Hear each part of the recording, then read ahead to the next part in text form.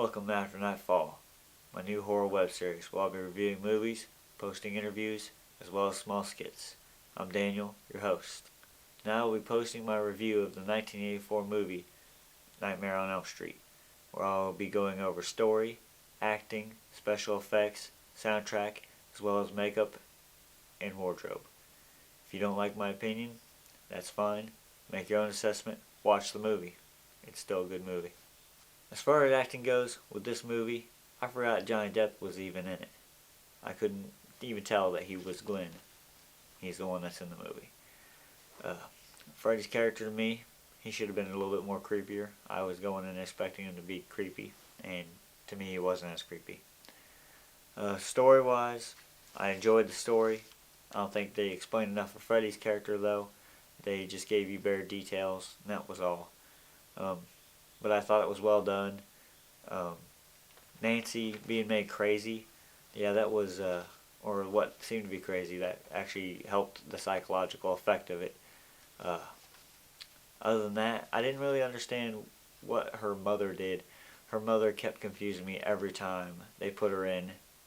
She seemed like she was a character you could probably do without, at least. Nothing against the actress, it was just the character seemed out of place. Special effects, thought they did pretty good with special effects. It was a little too much for me, I think, when they did when Glenn got pulled into bed and blood went everywhere. A little way over the top, still done well. When Freddy was grazing his fingers, well, his claws along the fence, sparks were flying. Reminded me a lot of some of the special effects in the movie Ernest Scared Stupid, a movie I love. Check it out. To me, one of the best parts of the movie was the soundtrack. Capture the feel of the 80s while keeping the horror aspect in there as well.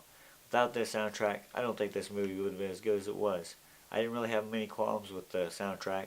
It all pretty well went together like it should have.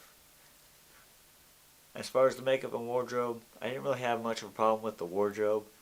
Freddy's burnt face was done quite well, even though you didn't see his face as much as you thought you would. Though I could never do that with makeup. I'm glad that Hollywood knows what they're doing. Even though, again, my opinion is my opinion. Overall, I give this movie an 8 out of 10, if you had to grade it on a scale up to 10. If you have any other movies you'd like me to review, post down in the comments. Subscribe to me, of course. More videos to come. Keep me posted.